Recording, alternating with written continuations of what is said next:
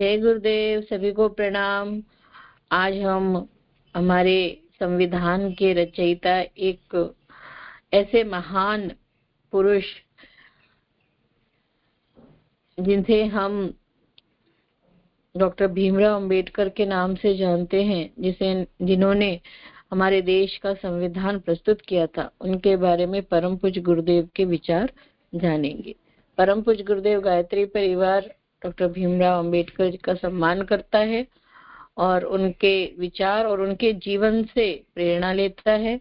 इसीलिए आज उनके जो पुण्यतिथि थी 6 दिसंबर 1956 में उनका देह पूर्ण हुआ। उन्होंने शरीर त्यागा, उनके जो कर्तव्य थे देश के प्रति, समाज के प्रति, वो पूरे किए और इस धरती से प्रस्थान किया। ऐसे भीमराव अंबेडकर जिनका जीवन राष्ट्र के लिए, समाज के लिए समर्पित था, उनके जीवन को परम पूज्य गुरुदेव कैसे देखते हैं, इस विषय में जानना बहुत महत्वपूर्ण हो जाता है।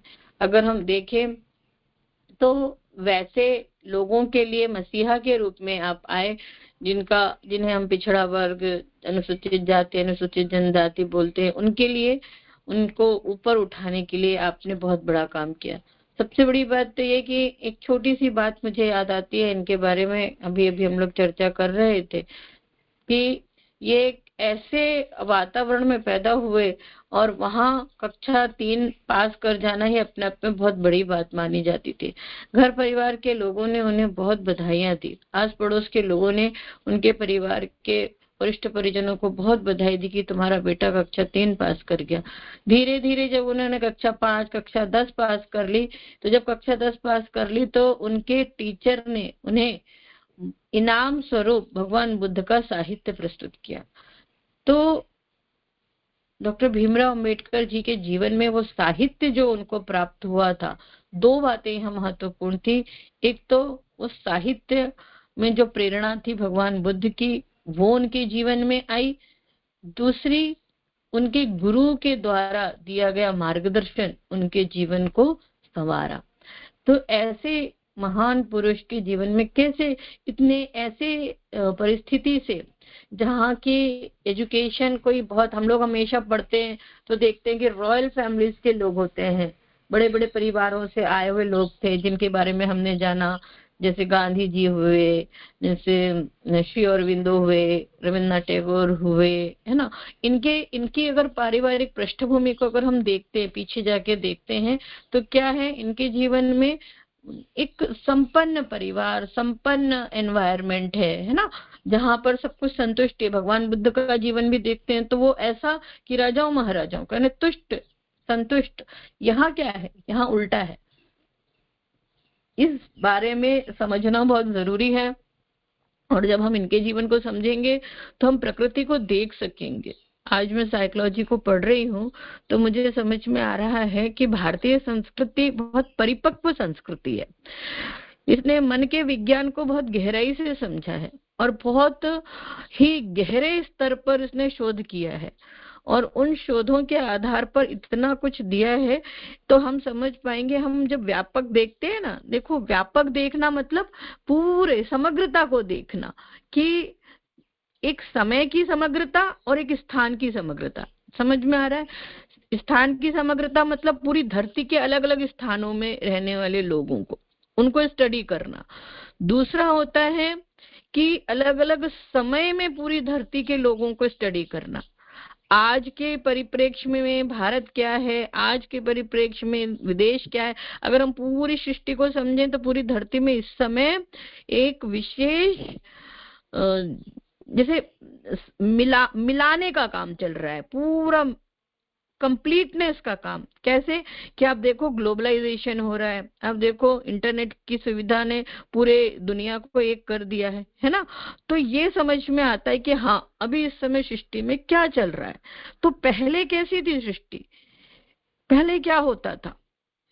तो इसको, इस धरती के अलग अलग लोगों की जगह को समझना है, तो इस व्यापक साहित्य का अध्ययन करने से हमें बहुत फर्क पड़ रहा है। हमारी चेतना, जो गुरुदेव कहते हैं, चेतना अपने अगले आयाम पर प्रवेश कर रही है। तो इसको समझेंगे, आज जानेंगे और इनसे प्रेरणा लेंगे और अपने परिप्रेक्ष्य में अपने आप को देखेंगे। देखो, स्वाध्याय के 4 चरण होते हैं। एक तो साहित्य का चयन करना, फिर साहित्य का अध्ययन करना, फिर साहित्य के परिप्रेक्ष्य में अपने आप को समझना, अपने आप को जानना, और फिर उसको जानने के बाद बनाना, और बनाने के बाद फिर से अपने आप को परीक्षण करना। तो ये साइकिल चलता है बार बार बार बार, ठीक है ना। तो आइए हम इस साहित्य का अध्ययन करें, गुरु सत्ता का भाव और आवाहन करते हैं।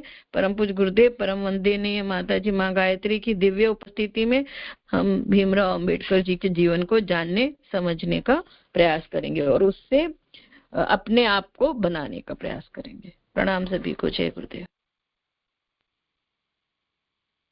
बहुत बहुत धन्यवाद।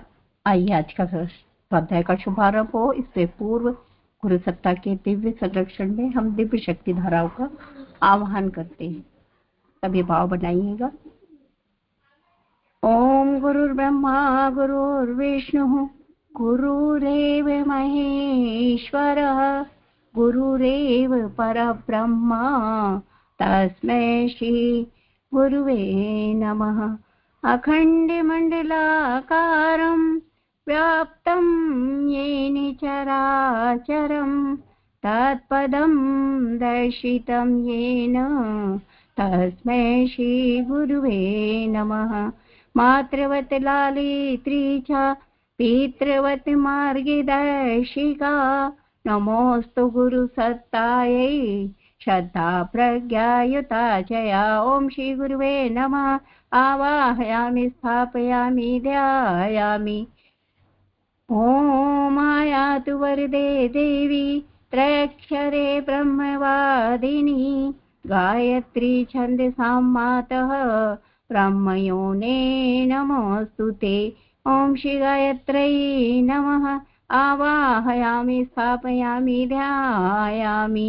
ओम स्तुता मया वरदा वेदमाता प्रचोदयन्तां पावमानि द्विजानाम् आयुः प्राणं प्रजां पशुं कीर्तिं द्रविणं ब्रह्मवचसं मह्यं दत्त्वा प्रजत ब्रह्मलोकम्।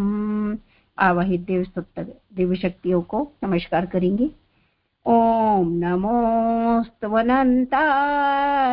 सहस्रमूर्ते सहस्रपादाय शिशिरोरुबाहवे सहस्रनाम्ने पुरुषाय शाश्वते सहस्रकोटि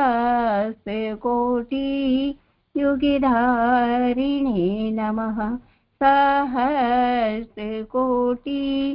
युगधारिणे नमः। एक साथ एक स्वर में स्वर्णिम कविता का ध्यान करते हुए गायत्री महामंत्र।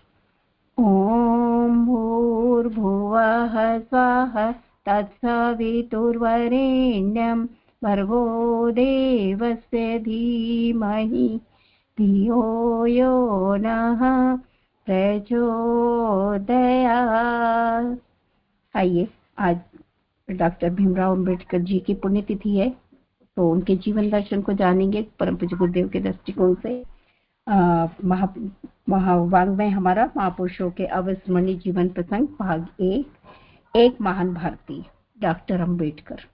तो आइए, सुधा दीदी ने क्वेश्चन टच किया। जी दीदी शुरू करें। स्मार्ट रीडिंग करिएगा। दीदी लिंक भेज दीजिए, खुल नहीं रहा है।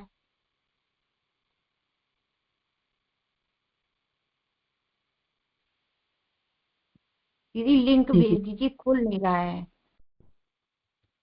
सभी को प्रणाम दीदी, बहुत बहुत धन्यवाद दीदी, बहुत सुंदर। रंजना दीदी, आप समरी कर पाएंगे क्या? हाँ दीदी, कर लेंगे। ठीक है दीदी, आप इसको समराइज कर दीजिए पहले। जी दीदी। जय गुरुदेव, प्रणाम सभी को। बहुत सुंदर हम लोगों ने यहाँ भीमराव अम्बेडकर के बारे में जाना। तो ये तो हम सभी जानते हैं, हर साल पढ़ते हैं कि वो उनके साथ कितना अन्याय हुआ, और अन्याय क्यों हुआ। वो समय ऐसा था, उस समय में अछूत को बहुत ज्यादा ही मतलब निम्न स्तर का माना जाता था, और उनसे उनके ऊपर बहुत से इंस्ट्रक्शंस थे। तो यहाँ उन्हें मतलब उनके ही जीवन क्या ये हम लोगों ने चर्चा में जाना कि उन्हें पानी भी नहीं पिलाया जाता था, और वो इतने बड़े आईएएस ऑफिसर बन के आए, उसके बाद भी चपरासी उनके साथ ये हरकत करता था कि कितने बड़े अधिकारी की फाइल को वो चिमटों से छूता था।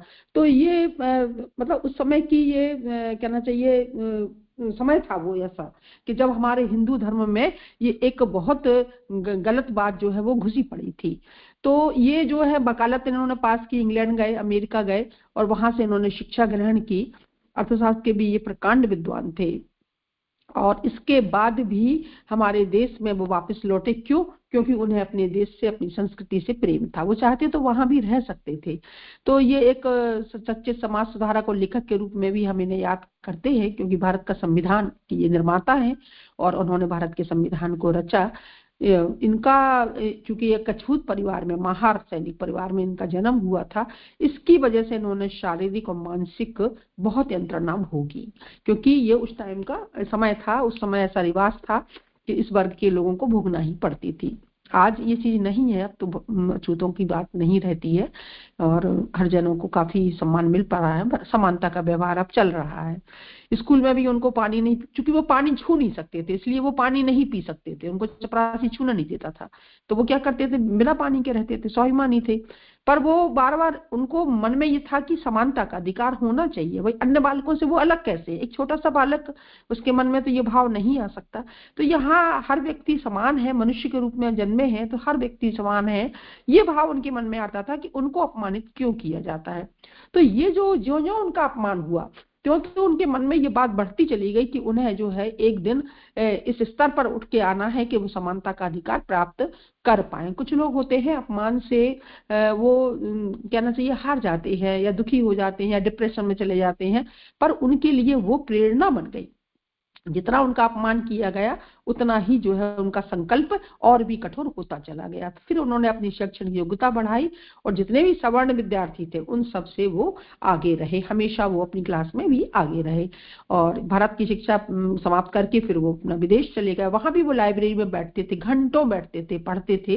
तो वहां के अधिकारी भी थोड़ा सा मतलब आश्चर्य करते थे कि कितना इसको ज्ञान की पिपासा है, ये कितना ज्ञान अर्जित करना चाहता है। वहां से डिग्रियां लेकर भारत आए, लेकिन भारतवर्ष की वही स्थिति थी, संकीर्णता जो भरी पड़ी थी वो उन्हें फिर परेशान करने लगी। वहां आकर उनकी इतनी सारी डिग्रियों के बाद भी जो है उनको बार बार तिरस्कार झेलना ही पड़ता था। तो यहाँ गुरुदेव बहुत सुंदर बात कर रहे हैं कि बाहरी भारतवासी, इनकी घुन खाई अक्ल, मतलब इनकी अक्ल में घुन लग गया था कि वो इस बात को समझ ही नहीं पा रहे थे।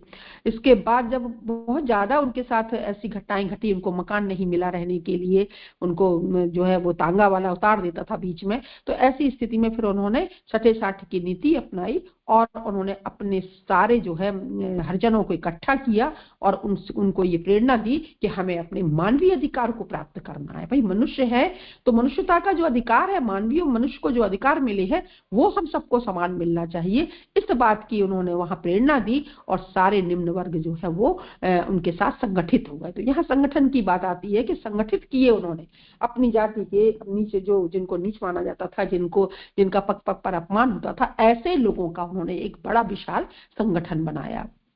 तो यहाँ दयानंद सरस्वती ने भी प्रयास किया था दलित उद्धार का, हमारे ठक्कर बाबा, गांधी जी, ये सभी करते थे।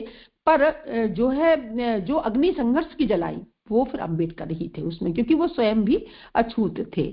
और फिर उससे अछूतों को भी बल मिला और उसके बाद उन्होंने बहुत से, जैसे सार्वजनिक स्थलों पर प्रवेश नहीं करने देते थे इन लोगों को, लोग शहर से बाहर रहते थे, गांव से बाहर रहते थे, मंदिर में नहीं जा सकते थे, जो तालाब में, जिस तालाब से जो ऊंची जाति के लोग पानी भरते थे या यूज करते थे उसको भी नहीं छू सकते थे। तो इन सब के लिए उन्होंने अपना आंदोलन किया, नासिक के मंदिर में प्रवेश और महत के तालाब में पानी भरना, ये इतिहास में प्रसिद्ध है उनका आंदोलन। और फिर हरिजन तो उनको अपना नेता मानते ही थे, पर हम सब भी यानी भारतीयों के मन में एक बात आ गई कि जो अम्बेडकर जी हैं वो सिर्फ हरिजनों के नेता हैं। तो ये क्या था, ये भी हमारी संकीर्णता ही थी।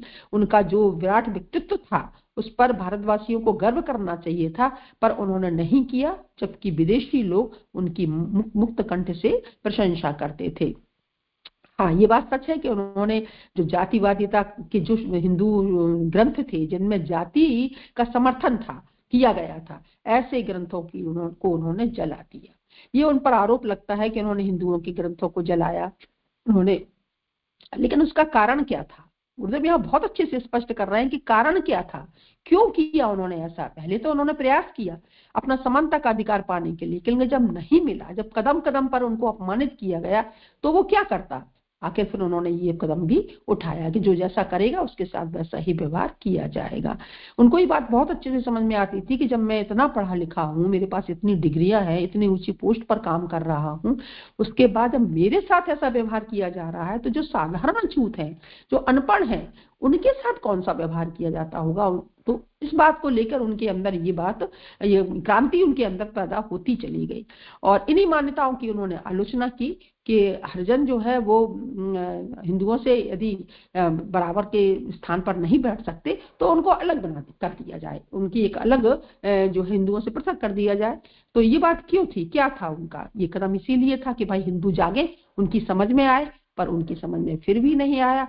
तो अंत में उन्होंने बौद्ध धर्म को स्वीकार कर लिया 1956 में नागपुर में। और ये इसको धर्म परिवर्तन हम नहीं कहेंगे, गुरुदेव कहते हैं, क्योंकि बौद्ध धर्म भी हिंदू की संस्कृति का एक शाखा है। पर वो यही बताना चाहते थे कि यदि ये संकीर्णता नहीं छोड़ेंगे तो फिर सारे लोग हिंदू धर्म को छोड़ते चले जाएंगे, क्योंकि यहाँ इतनी सारी संकीर्णता भरी पड़ी थी, इतना छुआछूत भरा पड़ा था। लेकिन उनकी समझ में नहीं आया और 2 लाख लोगों ने एक साथ बौद्ध धर्म को अपना लिया। अब इन्होंने जो है DSC के लिए शोध प्रबंध किया था, क्योंकि ये अर्थशास्त्री थे, बहुत प्रतिष्ठित विद्वान थे। तो वहां उन्होंने ये बात अपने शोध में ये बात स्पष्ट की थी, जो शोध पेपर लिखा था, कि जो विदेशी हैं वो पौंड में और भारतीय मुद्रा में बहुत अंतर करते हैं, बहुत अंतर रख रहे हैं। तो ऐसी स्थिति में भारत जो है वो नुकसान उठा रहा है। जब उनका ये शोध प्रबंध आया सामने, तो फिर भारतीय लोगों को इस बात का समझ में आया और फिर उन्होंने इस अर्थनीति का विरोध किया कि अर्थनीति समान होनी चाहिए, इसमें असमानता नहीं होनी चाहिए। पर जो विदेशी थे वो लोग काफी असमानता कर रहे थे। ये तो अब इनको एक इल्जाम ये भी मिला था कि ये राष्ट्रवादी नहीं थे, इन्होंने अछूतों का अलग समाज समुदाय बनाने की बात करी है, पर ऐसा नहीं था। वो ये सब नहीं चाहते थे, भारत के टुकड़े नहीं चाहते थे। और ये सारी बातें उन्होंने पहले ही कही थी कि मुस्लिम लीग जो बात आ रही थी, देश के विभाजन की जो बात आ रही थी, उससे ये बिल्कुल भी समर्थन में नहीं थे। यदि वो ऐसे होते तो फिर अछूत का स्थान लेना, अलग स्थान लेने की बात उनकी नहीं थी, क्योंकि वो तो पाकिस्तान का भी विरोध कर रहे थे। उनका सिर्फ एक ही बात थी कि यदि आप इन्हें अपने बराबर में बिठाना पसंद नहीं करते तो इनको अलग कर दिया जाए, इनको एक अलग स्थान दिया जाए।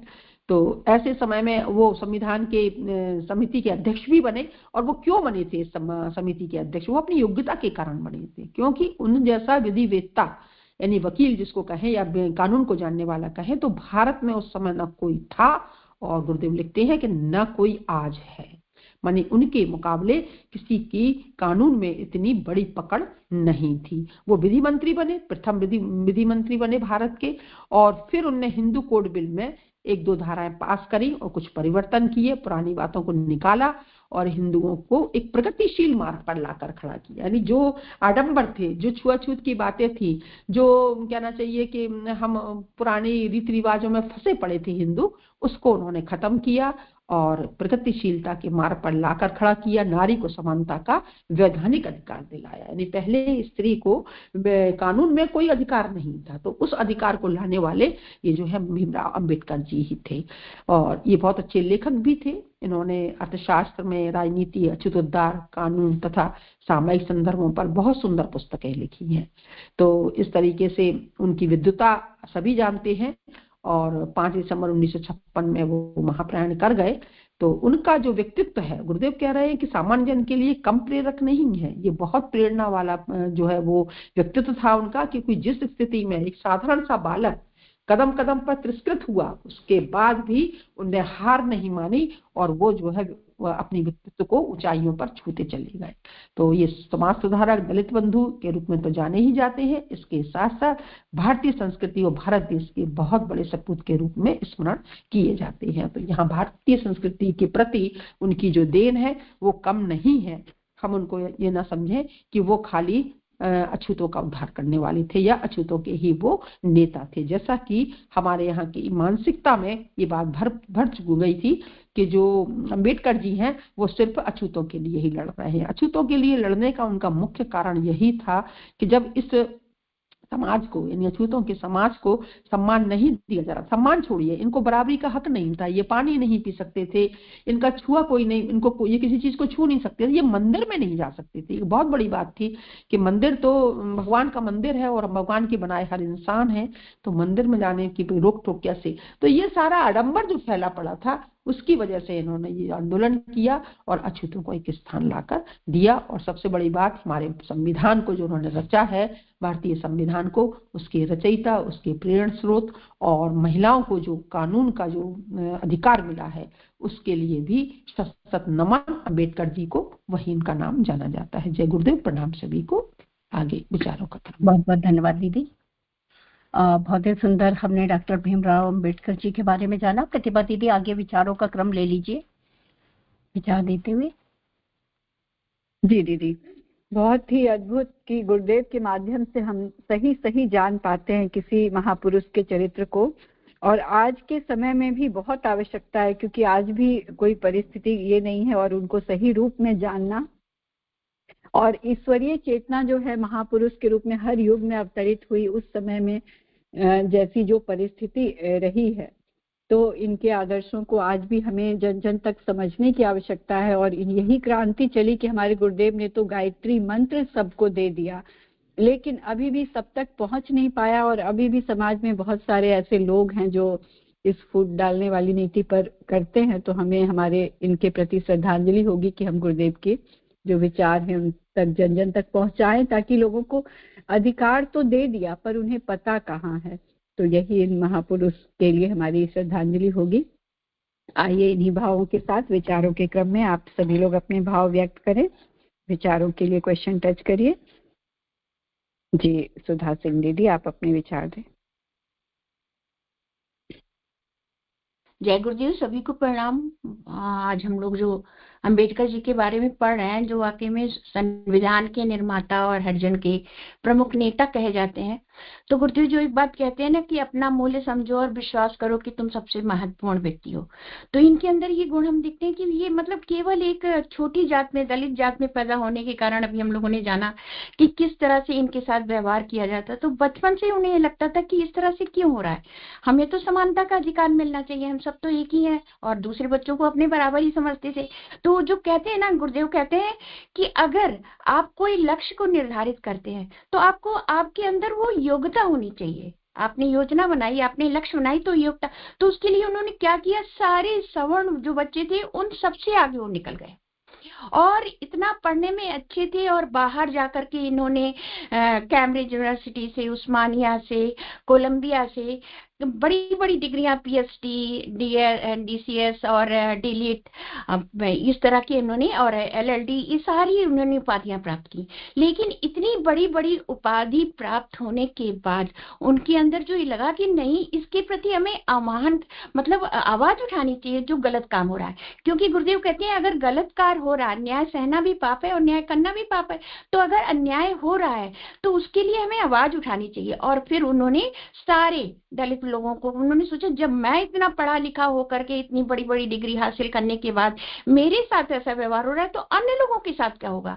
तो उन्होंने उसके लिए एक आंदोलन उठाया और सारे दलित लोगों को आह्वान करके, यानी संगठन वाली प्रवृत्ति, और संगठन के आधार पर उन्होंने ये मोर्चा तैयार किया और फिर संघर्षात्मक मोर्चा के रूप में बदल गया। जैसे आज आवश्यकता है, आज जो परिस्थितियां चल रही हैं, गुरुदेव ने आंदोलन जो चलाया था उसके लिए गुरुदेव कहते हैं अब संघर्षात्मक मोर्चा चलना चाहिए, व्यसन है और भी चीजें हैं, उसके प्रति हमें आगे बढ़ करके उनका विरोध करना चाहिए।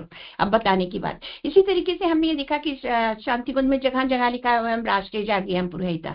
तो सबसे ज्यादा आपके अंदर राष्ट्रीयता की भावना अगर होगी ना, तो आप वास्तव में एक महान व्यक्ति हो। तो वो विदेश जाकर के इतनी बड़ी बड़ी डिग्री हासिल होने के बाद क्यों भारत आ गए, क्योंकि उनको भारतीय संस्कृति से प्रेम था, उनको भारत से प्रेम था। यहाँ पर जो द्रोण व्याप्त था उसको उन्हें समाप्त करना था।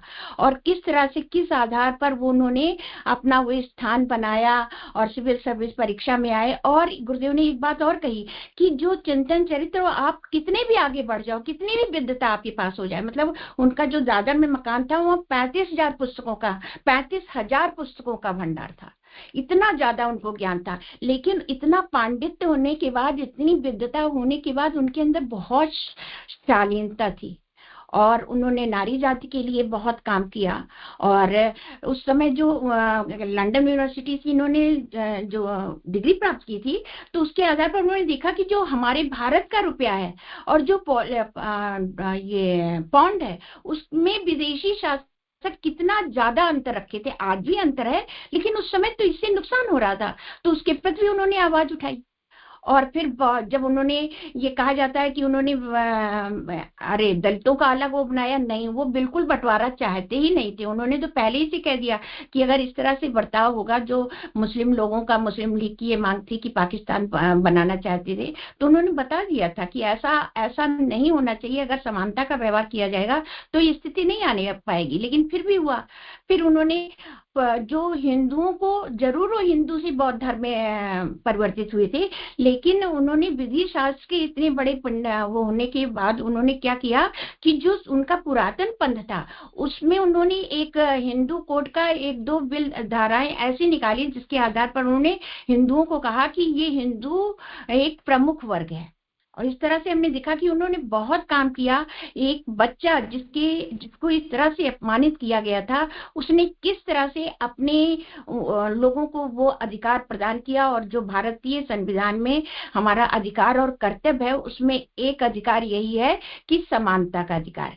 तब से वो संविधान निर्माता थे और समानता का अधिकार होने लगा। अभी हम लोगों ने पढ़ा कि नासिक मंदिर में लोगों उनको दलितों को प्रवेश करने का अधिकार मिल गया।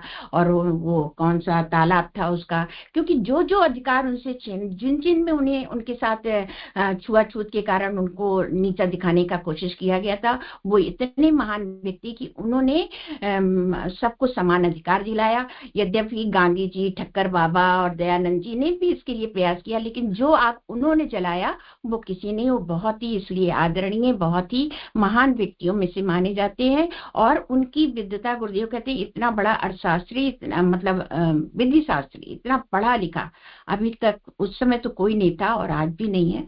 तो उनका चरित्र तो बहुत ही ऊंचा है और इसलिए आज तक वो ऊंचे माने जाते हैं। आज तो पॉलिटिक्स के कारण लोग तरह तरह की बातें करते हैं, लेकिन गुरुदेव की नजरों में और गुरुदेव की पुस्तकों के माध्यम से ये कोई महान व्यक्ति थे, जिन्होंने मतलब ऐसे के लिए आवाज उठाई जो गलत था। जय गुरुदेव, सभी को प्रणाम। बहुत बहुत धन्यवाद सुधा दीदी, बहुत ही अच्छे से आपने इस महापुरुष के चरित्र के विषय में बताया। और भी हमारे परिजन आज विचार नहीं देने हैं शायद और लोगों को, तो हमारी होस्ट से दीदी या सरोज दीदी आप अपने विचार दें और आगे भी देख लीजिए। जी धन्यवाद दीदी। ये रीता दीदी, आप अपने विचार देना चाहती हैं तो दे दीजिए, फिर उसके बाद हम देते हैं। ठीक है दीदी। जी रीता दीदी। जी दीदी, योगिता दीदी ने क्वेश्चन टच करा था, कुछ कहना चाह रही थी लेकिन उन्हें हटा लिया, तो दीदी आप बोल सकते हैं। तो आइए, हमने बहुत ही सुंदर आज जीवन दर्शन जाना है उस व्यक्तित्व का, उस महापुरुष का, जो जिनका नाम लेने से हम ये जानते हैं उनके बारे में कि वो हमारे संविधान के मतलब मेन नेता रहे, मेन हीरो रहे। आज जो हमारे भारतीय संस्कृति में जो हमारे भारतीय संविधान लागू किया गया था, उसका प्रारूप उन्होंने तैयार किया गया था। और जो भी स्थिति परिस्थिति अभी सब हम लोगों ने पढ़ी और सुधा दीदी ने भी बताई, समरी में भी रंजना दीदी ने बताई। तो अभी इस समय हम लोग श्रीमद् भगवद गीता पढ़ रहे हैं और श्रीमद् भगवद गीता का एक श्लोक बहुत ही प्यारा है जो हम सभी के जीवन का यानी हम सभी के जीवन का मार्गदर्शन करता है। सुखे दुखे समय कृत्वा लाभा लाभो जया जयो। यानी कहने का मतलब है कि जो व्यक्ति पर सुख दुख, लाभ हानि, जय पराजय की, सर्दी गर्मी, किसी भी चीज का जो व्यक्ति को प्रभावित नहीं कर पाती ऐसी परिस्थितियां, वो व्यक्ति स्थित प्रज्ञ हो जाता है। और जो व्यक्ति स्थित प्रज्ञ हो गया, वही व्यक्ति परम को प्राप्त कर पाता है। तो पूरा ये श्लोक जो है हमारे डॉक्टर भीमराव अंबेडकर जी पर पूरा चरितार्थ हो रहा है। आज सोच के देखने वाली बात है कि यदि हमें कोई कुछ बोल दे या हमें कुछ छूने ना दे, इस तरह की स्थितियां परिस्थितियां हमारे साथ हो, तो शायद हम दोबारा उनके पास नहीं जाएंगे। पर बाहरी मानवता यानी नफरत और दुर्व्यवहार से अपनी मनुष्यता को नीचे गिरा देना, जो गिरा देना और मानव धर्म को खो देने वाला आज मनुष्य जो है वो एक बार भी यह नहीं सोचता है कि अछूत व्यक्ति को जैसे पनाह नहीं देना, उसके साथ बुरा व्यवहार करना। हम कहते तो बहुत बड़े बड़े मतलब उसमें है कि हम मनुष्य है और पर हम में आज मनुष्य तो है पर हमें अपने मनुष्यता नहीं है बिल्कुल भी। तो हमारी मनुष्यता कहाँ गई, हमारी मानवता कहाँ गई? बहुत हम बात करते हैं इस चीजों की। तो ये एक ऐसा व्यक्तित्व है हमारी पूरी भारतीय धरा पर जिसने अपने व्यक्तित्व से अपने से चरितार्थ करके दिखाया कि ऐसा कुछ भी नहीं है, सब कुछ संभव है जीवन में।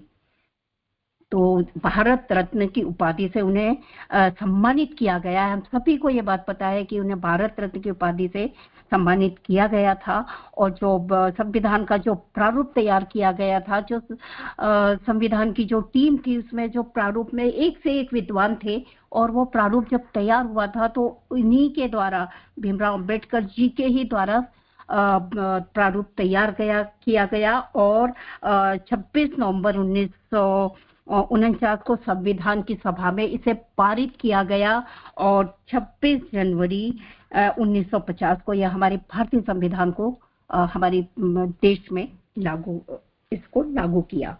तो आज तक ना ऐसा व्यक्ति हुआ है ना कभी हो पाएगा इस धरती पर। ये बात डॉक्टर भीमराव अंबेडकर जी के बारे में बहुत ही सत्य साबित होती है। और यदि गुरुदेव के दृष्टिकोण से हमने जितना उनको पढ़ा तो आज हम इस बात को यदि देखें, गुरुदेव के साथ इनका आकलन करते हैं तो जात पात के भेदभाव को उन्होंने मिटाया और हमारे गुरुदेव ने भी इस परंपरा को पूरी तरह से नकारा है। तो हम सभी भी अखिल विश्व गायत्री परिवार, कोई जात पात नहीं है यहाँ पर, सभी समान है, सभी हम मानव जाति है हमारी और हम मानव धर्म को मानते हैं और हमारी जाति मानवता है। दूसरी बात यहाँ पर एक बात जो देखने में आई कि परम पूज्य गुरुदेव एक ब्राह्मण कुल में पैदा होते हैं और अछूत की जाके सेवा करते हैं। और डॉक्टर भीमराव अंबेडकर एक अछूत जाति में पैदा होते हैं और सभ्य समाज के निर्माण के लिए अपना सब कुछ लगा देते हैं और इन रूढ़िवादिताओं से निकलकर एक पीड़ित मानवता की सेवा करते हुए वो एक सभ्य समाज का निर्माण करते हैं। बहुत ही सुंदर बात जो मुझे पढ़ने के टाइम में टच कर रही थी, बार बार ये चीज मेरे दिमाग में आई। और भारत की संस्कृति से उन्होंने प्यार भी किया बहुत और अपने अधिकार को प्राप्त करने के लिए भी उन्होंने अपना स्वाभिमान कभी नहीं छोड़ा।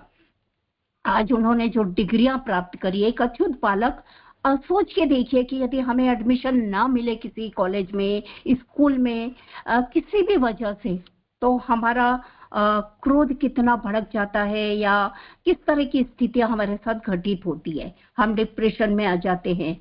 पर ये एक ऐसा बालक जिसने अपनी पढ़ाई तो की इस विषम परिस्थितियों में, पर आज उन्होंने जितनी डिग्रियां प्राप्त करी है उतनी अलमारी में हमारी साड़ियां होती है, इतनी डिग्रियां इनके पास थी। और ये डिग्रियों के माध्यम से वो आज देश के सर्वोच्च नायक बन पाए। और उसके बाद में हम देखते हैं कि उन्होंने भी नारी को सम्मान दिया, नारी के लिए उन्होंने कार्य किए। हमारे गुरुदेव ने भी नारी जागरण का जो सूत्र अपनाया था, तो यहाँ पर दोनों की समानता देखने को मिलती है। हमारे परम पूज्य गुरुदेव ने 3200 अनमोल साहित्य की रचना की है, भाष्य किया है। और जब भीमराव अंबेडकर जी के भवन में जब देखा गया तो उनका एक अलग ही भवन है इसके लिए, जहां पर 35,000 दुर्लभ साहित्य रखे गए हैं।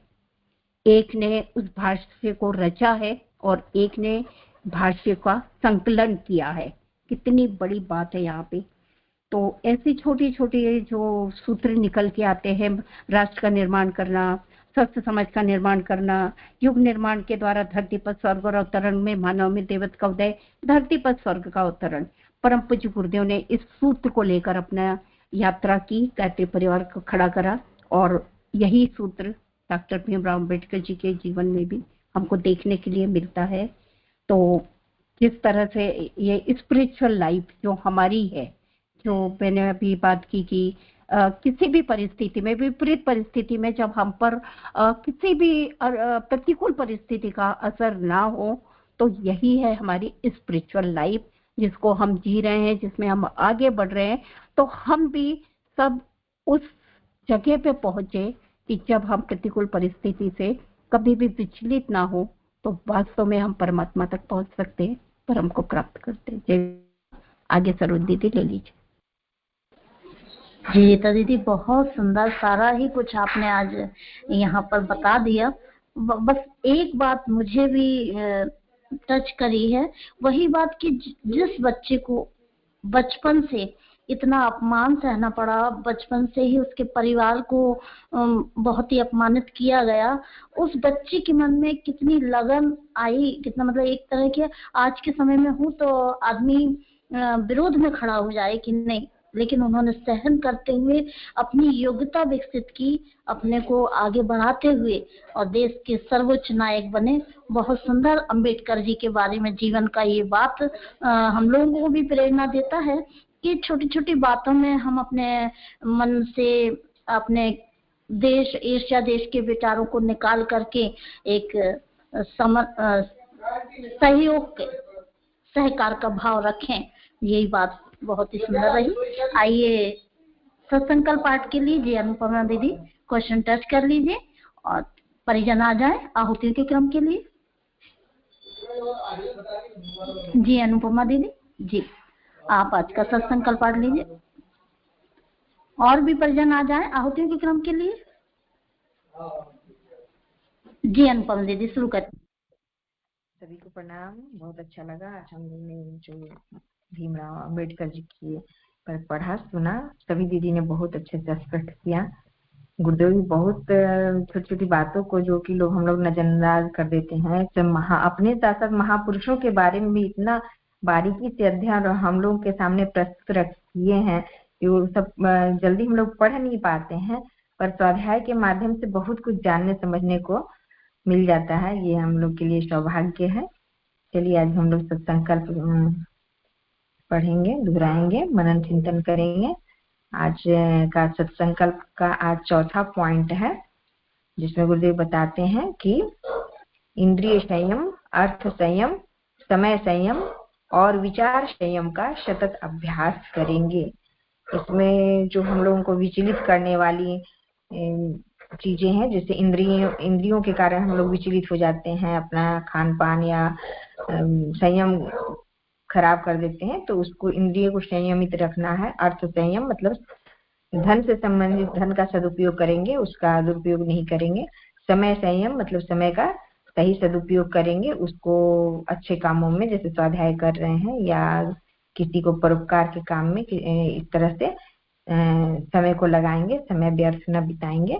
और विचार संयम, विचार हमारे जैसे समुद्र की लहरों की तरह होते हैं, जैसे विचार आता है तो फिर बार बार उसी तरह के उससे संबंधित कई विचार आते जाते रहते हैं, तो उस पर हम लोग को थोड़ा संयम करना है, ध्यान देना है कि हमारे मन में कौन से विचार आ रहे हैं, तो उसको रोक करके कुछ अच्छे विचार लाने चाहिए और उससे संबंधित अपना उस ओर अपना ध्यान देना चाहिए, ताकि उससे संबंधित हम लोग आगे बढ़ सके। विचार ही हम लोग का सभी चीजों का निर्माण करता है। तो एक बार फिर से हम लोग पढ़ेंगे, जैसे कि है हमारी इंद्रियां संयम, पैसा, विचारों का संयम रखना आवश्यक है। और एक बार हम फिर से इसको पढ़ते हैं। इंद्रिय संयम, अर्थ संयम, समय संयम और विचार संयम का सतत अभ्यास करेंगे। जय गुरुदेव, सभी को प्रणाम। जी अनुपमा दीदी, बहुत ही सुंदर आज का सत्संकल्प। वाकई में संयम के द्वारा ही व्यक्ति आगे बढ़ता है, उन्नति करता है। आइए आहुतियों के क्रम के लिए जी श्याम बिहारी भैया जी आहुतियों का क्रम आप शुरू करिए। बहुत अच्छा है आज का जो हम लोगों का सत्संग रहा, बहुत अच्छा रहा। भीमराव अम्बेडकर ने ऐसी स्थिति में हम इनसे कुछ सीखें पढ़ के, गुरुदेव ने इनका बहुत अच्छा लिखा है। तो आइए हम करते हैं गायत्री मंत्र आहुति। गायत्री मंत्र आहुति ही आज के स्वाध्याय को समझने व सभी को सद्बुद्धि प्राप्त हो, इन्हीं भावों के साथ गायत्री महामंत्र की आहुतियां समर्पित करते हैं। ओम भूर्भुवः स्वाहा तत्सवितुर्वरेण्यं भर्गो देवस्य धीमहि धियो यो नः प्रचोदयात् स्वाहा। इदं गायत्रीदं नमः। ओम भूर्भुवः स्वाहा तत्सवितुर्वरेण्यं भर्गो देवस्य धीमहि धियो यो नः प्रचोदयात् स्वाहा।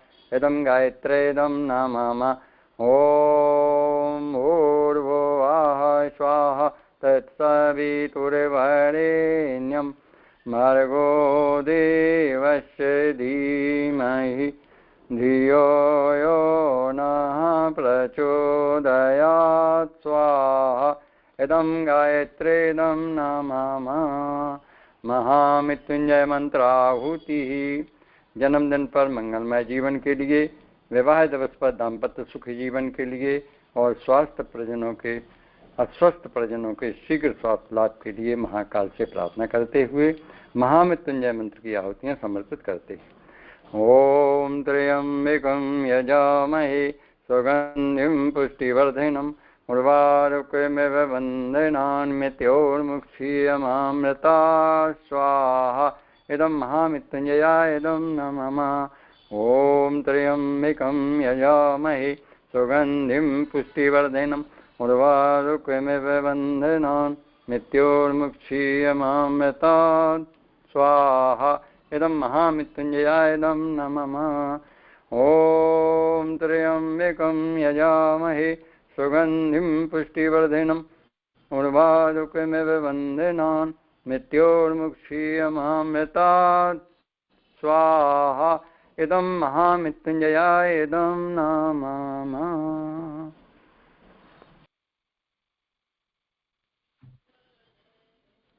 दिवंगतात्मानां शान्त्यर्थम् आहुतिः। ओम शन्नो मित्र संवरुण सन्नो भवतु अर्मा सन्न इंद्रो बृहस्पति सन्नो विष्णुरुक्रमः स्वाहा। इदं दिवंगतात्मानां शान्त्यर्थम् इदं नमः। ओम शन्नो मित्र संवरुण सन्नो भवतु अर्मा सन्न इंद्रो बृहस्पति सन्नो विष्णुरुक्रमः स्वाहा। इदं दिवंगतात्मानां शान्त्यर्थम् इदं नमः। ओम शन्नो मित्र संवरुण सन्नो भवतु अर्मा सन्न इंद्रो बृहस्पति सन्नो विष्णुरुक्रमः स्वाहा। इदं दिवंगतात्मानां शान्त्यर्थम् इदं नमः। पर्यावरण पुष्टि अर्थम आहुति। ओम पृथिव्यै स्वाहा स्वाहा। ओम अंतरिक्षाय स्वाहा स्वाहा। ओम सूर्याय स्वाहा स्वाहा। ओम चंद्राय स्वाहा स्वाहा। ओम नक्षत्रेभ्यः स्वाहा स्वाहा। ओम अदभ्यः स्वाहा स्वाहा। ओम औषधिभ्यः स्वाहा स्वाहा। ओम वनस्पतिभ्यः स्वाहा स्वाहा। ओम चराचरेभ्यः स्वाहा स्वाहा। ओम सरीसृपेभ्यः स्वाहा स्वाहा। इदं पर्यावरण पुष्ट्यर्थम् इदं नमः। शांति पाठः। सर्वत्र शांति हो, सभी पापों का शमन हो और प्रभु की अनुकंपा सब पर बरसे, इसी भावों के साथ शांति पाठ करें। ओम देव शांतिरंतरिक्षगं शांति पृथ्वी शांतिरापः शांतिरोषधयः शांति वनस्पतयः शांतिर्विश्वे देवाः शांति ब्रह्म शांति सर्वगं शांति शांतिरेव शांति सामा शांतिरेधि। ओम शांति शांति शांति सर्वारिष्टेषु शांतिर्भवतु। आए हुए देव शक्तियों को नमस्कार करते हैं और पुनः आने की आग्रह करते हैं। ओम नमो स्वनंताय सहस्रमूर्तये सहस्रपादाच्छिशिरोरुभावे सहस्रनाम्ने पुरुषाय शाश्वते सहस्रकोटियुगधारिणे नमः सहस्रकोटियुगधारिणे नमः। ॐ यान्तु देवगणाः सर्वे पूजामादाय मामिकीम् इष्टिकां समृद्ध्यर्थं पुनरागमनाय च प्रभु पुनरागमनाय च। जय गुरुदेव।